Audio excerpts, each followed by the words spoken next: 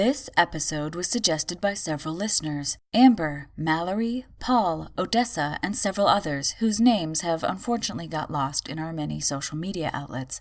If you'd like to suggest a topic, you can do so on Facebook and Instagram at Morbid Curiosity Podcast, on Twitter at Morbid Podcast, and on our website, www.morbidcuriositypodcast.com. If you'd like to become a patron of the MCP, go to bit.ly/morbidpatron. That's bit.ly/morbidpatron, and you can support us for as little as $1 an episode. This episode contains discussions of deceased infants and children. If that's not something you want to hear about, this may be a good episode to skip.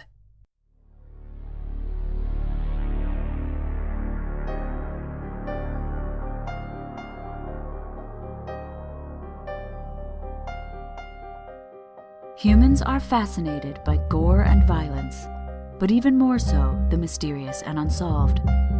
Interest in these disturbing and unpleasant subjects is called morbid curiosity, and it has gripped hundreds of people throughout the ages. I am one of those people. My name is Hallie, and this is the Morbid Curiosity Podcast.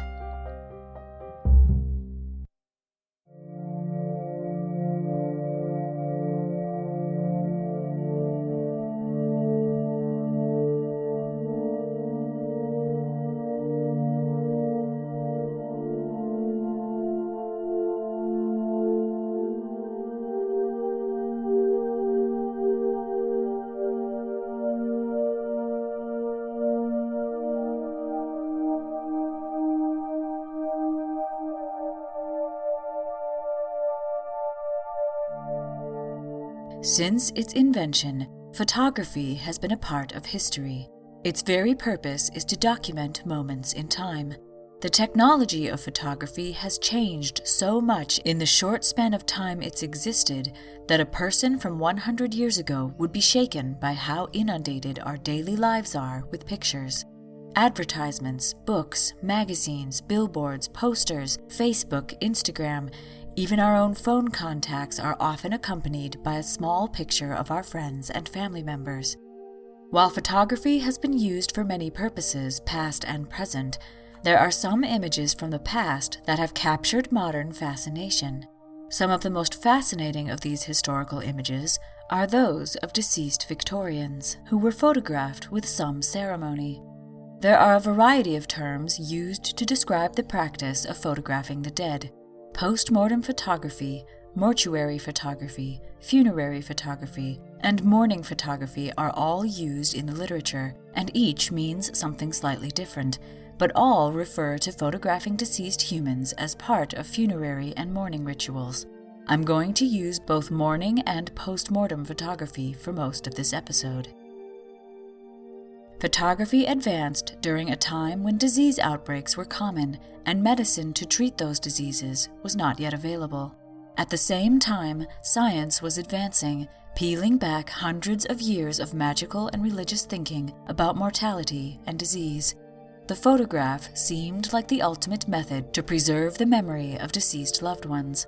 While they were dead and buried, the image would live on.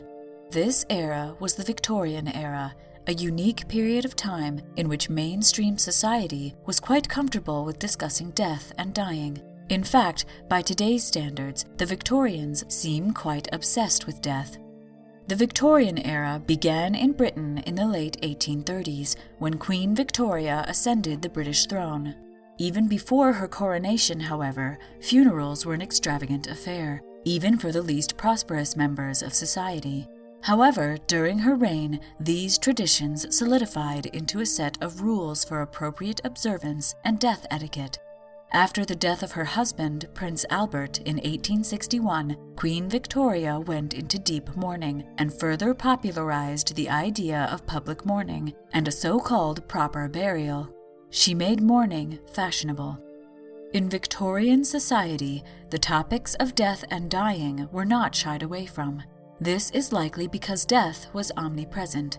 The Victorian era was a time of epidemics: cholera, typhus, diphtheria, measles, scarlet fever, and rubella all raged through all levels of society, and without vaccines and other modern medicines, these diseases were most often fatal.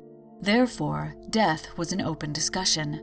There was never any doubt about what the dying person wanted, such as the type of coffin, what they would wear, and where they would be buried. There was also no question of what was expected of their family, as dictated by Victorian death and mourning etiquette.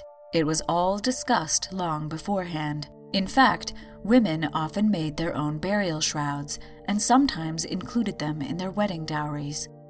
The rules and etiquette began with where the person died and went all the way through the funeral and on to the mourning rituals of the family and friends of the deceased.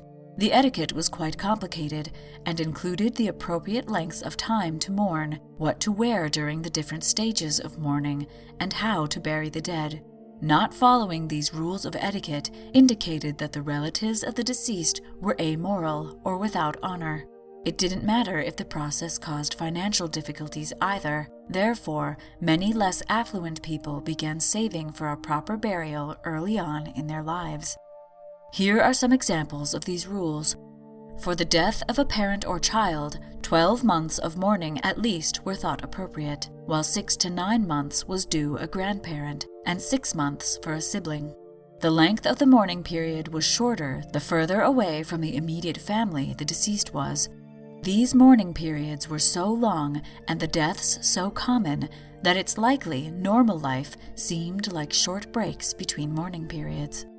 These mourning periods were never shortened, but taking longer to mourn was acceptable. No one would dare tell another person that they had been in mourning for too long. That was considered crass and a huge breach of protocol. There were also different phases of mourning. The first phase was known as deep mourning and was usually the longest period required of widows. Women in general faced much stricter rules for mourning periods and mourning attire. After the death of a husband, they were expected to be in mourning for 2 years, with the last 6 months of that time being a half mourning period. They were expected to wear black dresses covered in black crepe, a stiff, scratchy fabric, with voluminous crinoline petticoats. Jewelry was allowed, but it had to be of jet, a black stone, or be a special type of mourning jewelry called memento mori, which often included the hair of the deceased in a locket or inset in a brooch or ring. Memento mori, which means remember you must die, existed before the Victorian era, but became widely popular at this time, along with many other artistic representations of death. But that is the subject for another episode. Men were subject to fewer rules about their attire and merely expected to wear black gloves, dark-colored suits, a black band on one arm, and a black band on their hats. Children were also expected to participate in mourning, though there were even fewer rules for them. They were not kept from the body or from any of the ceremonies surrounding death. As child mortality was quite high, children were just as aware of death as adults, sometimes more so if they had to share a bed with a dying sibling, which was often the case in most lower-income households. Prosperous families were often able to spend more time observing both public and private mourning rituals. However, the passion for proper treatment of the dead was found throughout the social hierarchy and in both religious and non-religious people. The etiquette was different depending on social class, religion, and whether the family was urban or rural, but almost always involved a lot of effort and expense. For the least prosperous people, saving for a proper burial in a churchyard with a headstone naming their resting place sometimes meant going without during life. So why did most Victorians care so much about having a proper burial? Death was frequently sudden and tragic at the time, with medicine being unable to prevent death from common diseases as it does today. Urban growth, which crowded people together, aided in the spread of these diseases, adding to the mortality rate. The government responded to the higher mortality rate with several acts that terrified the public, especially the poor, such as the Poor Law Amendment of 1834, which placed those who could not support themselves into workhouses, facilities that, while providing shelter and employment, were many times worse than being out on the streets. When people died in the workhouse, their bodies were often placed in what was called a pauper's grave, a mass grave that often had no headstone indicating who was buried there. It was a confirmation to the living that the deceased was poor, as well as denying any opportunity for their family or community to mourn them properly, as they became anonymous with everyone else buried with them. There was no ceremony, no remembrance. Bodies from the workhouse were also sometimes claimed by anatomists, thanks to the Anatomy Act of 1832. This led to a near obsession for most of the poor to save up for proper burials in order to avoid anatomization after death. If you want to know more about the Anatomy Act, as well as the rise of anatomy in Britain, check out our corpse theft episode with Dr. Jenna Dittmar. Another reason for observing so many mourning rituals was the rampant fear of being buried alive. As medicine hadn't advanced as far as it has today, there were enough cases of mistaken death that people tended to wait a few days to a week or more to bury their loved ones in order to make sure they were dead. There were also coffins invented with bells and air shafts so that if you were buried alive, you might be able to get help. For this reason and many others, most Victorians tried to die at home. That way, their family could surround their body for an allotted time, making sure they were dead and also mourning them. People also preferred to die at home because the public institutions of the time, such as hospitals, were places to be avoided, as they were thought of as impersonal, bleak, and indicative of low status. More times than not, a priest was called for the sick, not a doctor, as medicine had yet to gain the reputation of helping over harming the sick. However, keeping the body at home posed serious health issues, especially among poorer families, where death more often occurred and where people were more often crowded together. In overcrowded homes, life had to continue around the body of the deceased. They were usually only separated from the living by a thin wooden coffin. This was especially hazardous to the family's health during times of contagious disease outbreak. Many times, the body was left in the home until the first Sunday of the month, which was the traditional day that churches performed funerals. This meant the family sometimes had to wait almost 3 weeks to bury their dead. Low funds also caused waiting periods before burial, another reason the poor often saved during life to pay for their own funerals. There were societies that could help fund funerals for those who couldn't afford them, but many times they had strict regulations about the deceased in order to prevent exploitation of those funds. For example, if a husband had received funds to bury his first wife, he could not receive them if his second wife died. More affluent families also kept the bodies of their loved ones at home for a time before burial. They would routinely stand around the body, touch it, and look at it, both to confirm the person was dead and to speak about them with friends and visitors that came to see the deceased as part of the mourning ritual. Death, while common, was a community and family affair. Where in years before, churchyards and graveyards were places to be avoided due to the fears about pestilence and blasphemy, during the Victorian era, the graves of relatives were consistently visited every Sunday in order to pay respect to the dead. This development was gradual and occurred through national legislation and hygiene improvements. Between 1852 and 1899, around 45 acts of Parliament dealing with death and burial were passed. Burial grounds became places of exercise and recreation, similar to parks and gardens. They were landscaped and maintained by the government. Therefore, public celebration of the dead became almost a civic affair. Because of all these new attitudes surrounding death and burials, the funeral business at all levels of society flourished in the Victorian era, from coffin makers and florists to priests, embalmers, and gravediggers.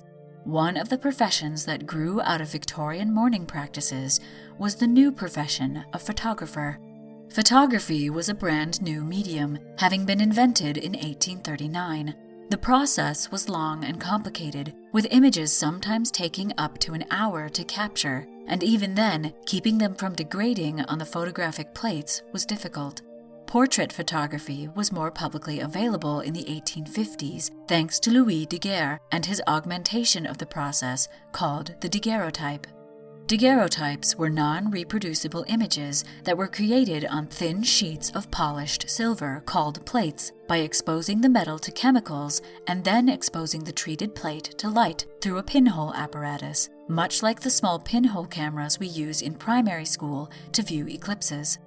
When light touched the exposed plate, it created an image through a chemical reaction of whatever was in view through the pinhole in shades of gray.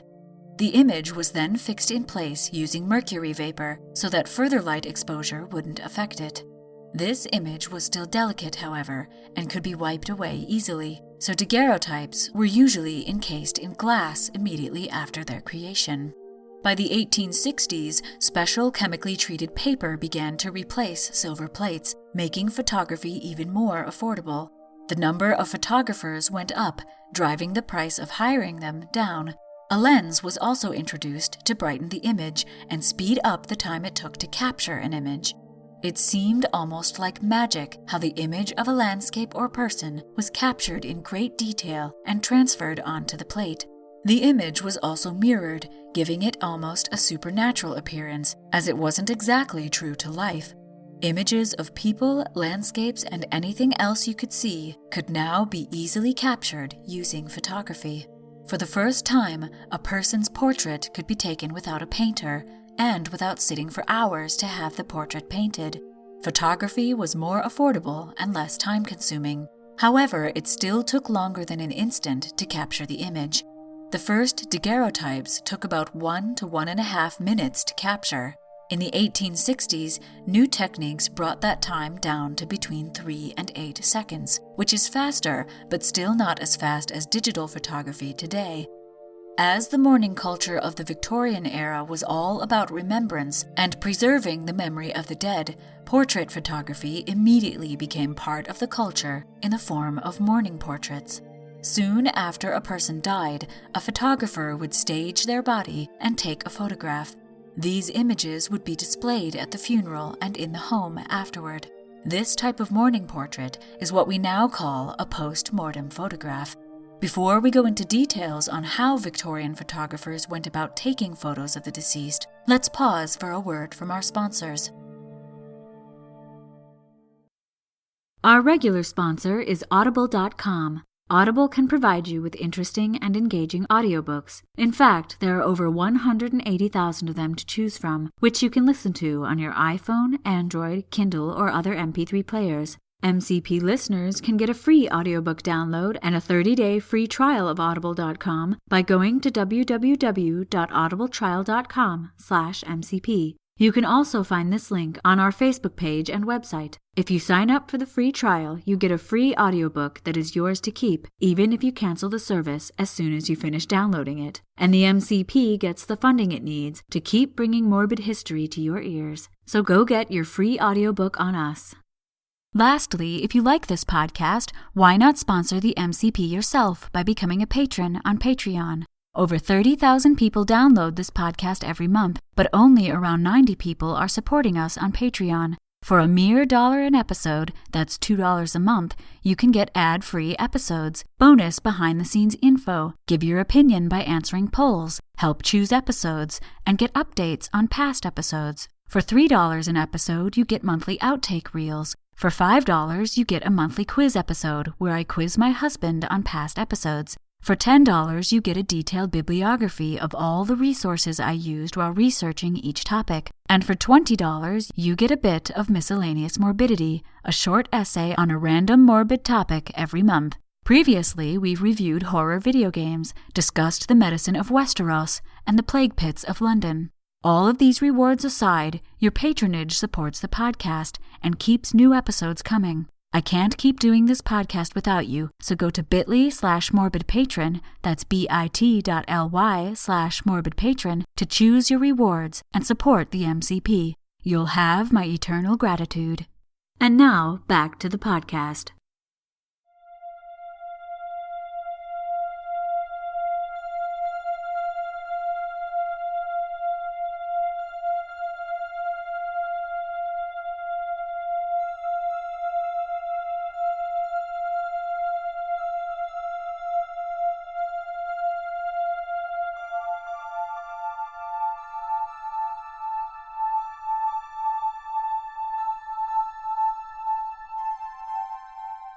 Post-mortem photography was a new take on an older tradition of creating mourning portraits.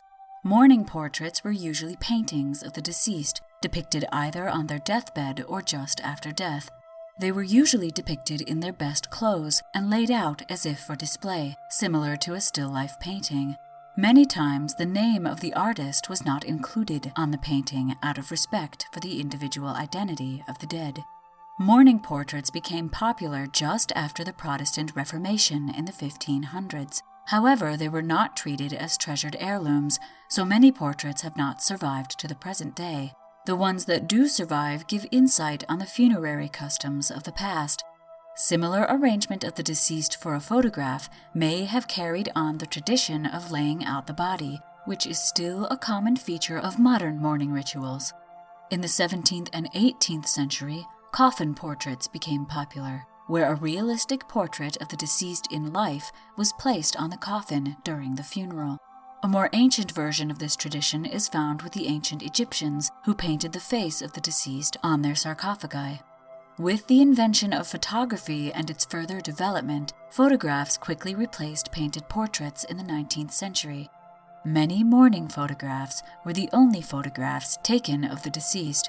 The families felt any image was better than no image at all. Most professional photographers included mourning or mortuary photographs as part of their services. As death and dying were not thought of as taboo subjects, photographers publicly advertised these services. Photography trade journals also discussed how best to take the photos and lay out the body. Most mortuary photographs show the deceased in what was called the last sleep, a pose in which they are arranged to look as if in a gentle slumber. Young deceased children and infants were most often photographed in the arms of their mothers, again posed to appear as if asleep. This was the most popular pose in the first 40 years or so of post-mortem photography. Sometimes the living were photographed alongside the deceased. This was called a mourning tableau. Either the family was gathered around a chair or bed in which the deceased was reclining, or the deceased was laid on the floor with pillows and other props, again to make it seem as if they were asleep, with their family standing around them. Later mourning photographs have the deceased in their coffin, either alone or with their family standing around them. Sometimes these were even taken at the funeral, with all the guests standing around the coffin. This type of setup was most popular in Europe, while the sleeping pose remained most popular in Britain and the United States. When reproducible paper prints became available, many smaller images would be printed and sent to relatives who couldn't make it to the funeral, or sometimes even used as common postcards. A rumor has spread online in more recent years that metal stands were used to prop up the dead so that they could be photographed in more lifelike positions. This is not true. There were metal posing stands, but these were made to help living people sit still enough to be photographed. Remember, at this time, the subject of the photograph had to sit very still for a long time while the image was being captured. Any movement during that time caused intense blurring of the image. Posing stands were not sturdy enough to support the dead weight of a human, but they could help a living person remain in the same pose for the time needed to capture their image. Many images circulating on the internet that are labeled as post-mortem photographs are not actually images of deceased people. Thanks to error, mislabeling, and some intentional misrepresentation, many of the images you find when searching for post-mortem photographs are just photographs of living people. The stiff posture, staring eyes, and awkward body positions are often mistaken for the person being dead, but really, the person was just trying to hold absolutely still for around 8 seconds. The strange colors and light variations on the person's eyes and face are a sign of the old system of photography, not that they're dead. There was no color photography at the time, only black and white and sepia, a brownish tone. The photographer also had to manually develop these photos by dipping them in chemicals, so the lighting largely depended on how long the photographer left the photographs in the chemicals. Certain details were lost if the image was left in the chemicals for too short a time, which resulted in a brighter but fainter image, or too long, which resulted in a darkened image. The details and shading also depended on how long the photographer took to capture the image. With so many variables, the images were bound to come out with strange shading and lost or intense details occasionally. More important than both of these, trying to set up a corpse for a photograph is very complicated, especially if the person has been dead for more than a few hours. Rigor mortis, or post-death stiffening, begins to set in between 2 and 6 hours after death. Manipulating a dead body into any pose is almost impossible once rigor mortis has set in. After it wears off, between 48 and 60 hours later, the body has already begun to decay and likely won't make an image the deceased's family would want to keep. Therefore, most true post-mortem photographs show the deceased as asleep, likely in a pose very close to the position they died in. If a person looks alive in a so-called post-mortem image, it's probably because they are alive. Modern people are fascinated with Victorian post-mortem photographs because we want to believe they really went to the effort of posing dead bodies, but that's just not the case. As photography became more and more accessible to all levels of society, it became a more and more private affair to take mourning photographs, and by the 1890s, professionals were no longer the only source. This led to the more modern misconception that mourning photographs faded out with the Victorians, but that is not the case. The practice just became more private. Its popularity also moved from the upper classes to the middle and lower classes, which makes sense seeing as it had become more affordable. Post-mortem photography spread quickly across Europe and the United States. It became very popular among Americans involved in the spiritualist movement, and where a completely new type of photography branched out from it, spirit photography. But that is a whole other subject, possibly for another episode. Post-mortem photographs were popular up until World War I in Britain, but the practice began to fade away during the interwar years. This is likely due to the fact that most of Europe was in mourning. Everyone had lost someone in the Great War, and any extravagance on the behalf of a single individual felt wrong to most people. Therefore, large funerals, long mourning periods, and many of the traditions associated with them faded. As the technology of photography changed, so did the attitudes toward death and dying. Late in the Victorian age, due to many inner-city churchyards being full and a growing awareness of the health issues that come with keeping the dead in the home, burials began to occur in pre-planned cemeteries in the country, many of which had spaces to store bodies until burial. This removed the deceased from the home, but added an expense for transporting the body to all levels of society. In addition, these new cemeteries were civic facilities and not associated with churches. Before, because relatives were buried at the churchyard, their families visited every Sunday, making mourning rituals quite easy to uphold. Now the family had to go out of their way to visit their dead. This added even more expense and time. Therefore, the desire to observe extended mourning periods also faded. The high mortality rate suffered during the Victorian era also began to wane as vaccines and more effective medical care was introduced. This decreased the need for mourning photography, as far fewer people, especially children, were dying of now preventable diseases. It does appear, however, that post-mortem photography continued in America up until World War II among non-white, rural, and working-class families. One famous African-American photographer, James Van Der Zee, who worked in New York between 1917 and the mid-1940s, published a book of his mourning photographs called The Harlem Book of the Dead in 1978. Post-mortem photography is still around today, though most often it's found in the form of fine art or part of forensic photography. Forensic photography had its first appearance in 1843 in Belgium when prisoners were documented with photographs. The mug shot prison photo became widespread in the 1870s in larger city prisons. Images of murder victims' faces were also taken for the purpose of identification. One of the first crime scenes to be photographed was the 1888 murder of Mary Kelly, one of Jack the Ripper's victims. And yes, I will eventually do an episode on Jack the Ripper. Don't you worry. Crime scene photography is still a large part of forensic investigation today. There are several artists who have photographed the dead. German photographer Rudolf Schaefer published a collection of photographs of faces of dead people in 1989. Barbara Norfleet published Looking at Death, a collection of photographs about death before modern medical advances in 1993. In 2017, Jeffrey Silverthorne published a collection of photographs he took in the Rhode Island State Morgue in 1973 and 74. Most of the photographs in these artists' collections are meant to show the stillness of death and remind people, just like the memento mori of the past, to remember that they will die. There are some modern examples of photography being used as a part of mourning. The Colorado-based charity Now I Lay Me Down to Sleep offers a photography service to parents who have lost infants and mothers who deliver stillborn babies. The charity suggests that there is a healing power in remembrance, and photographs of a lost child can aid in the healing process. Some religious faiths today also value and circulate images of deceased holy people or saints lying in their coffins.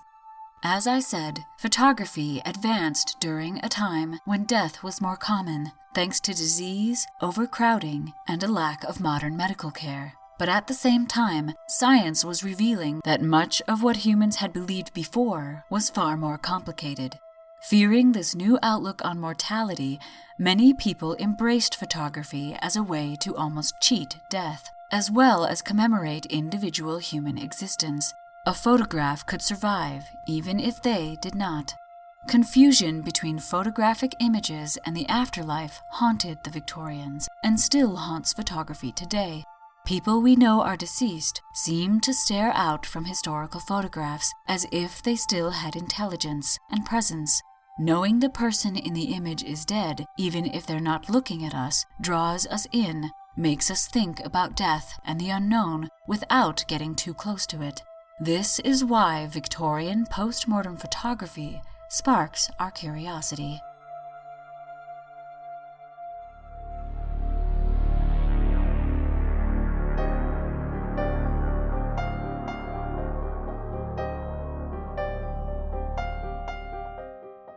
The Morbid Curiosity podcast was produced by H. Lloyd. If you'd like to get in touch or suggest a morbid topic for me to talk about, you can tweet the show @Morbid Podcast or find us on Facebook and Instagram @Morbid Curiosity Podcast. If you like the show, please share us on social media. And please, please, please give us a rating on iTunes. Your shares and ratings help us reach new listeners and expand this wonderfully creepy community. Thank you to everyone who commented, suggested topics, shared MCP posts, liked or followed the MCP on Facebook, Twitter, and Instagram, and gave us ratings on iTunes. People like Christy, Sarah P., Angie S., Anna MC, Timothy, Keeley, Jessilapod, Just Shanderson, Lydia P., Kirschbarb, and Anna. Rachel, Teresa Ann, Clara, Sarah R., Danielle M., Heather H., Nancy H., Ben H., Tasha, and Mike S. all have my eternal gratitude for becoming patrons. Thank you so very much. Because of you, the listeners, our creepy community is growing, especially on Facebook, so head over there to engage with other listeners, discuss episodes and news articles, and share your own creepy stories and cute pet pictures. The MCP is part of a wider creepy community known as the Belfry Podcast Network. Check out the other shows on the Belfry Network at www.thebelfry.rip.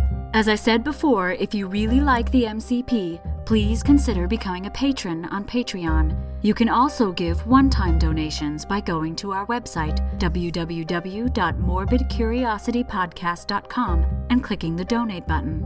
On our website, you can also find links to all our social media and sponsors, and other ways to contact us. If you'd rather contact us by mail, this address is also listed on the website.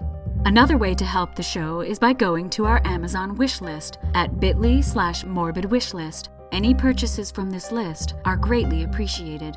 We are eternally grateful for your support. My name is Hallie, and until next time, thanks for listening.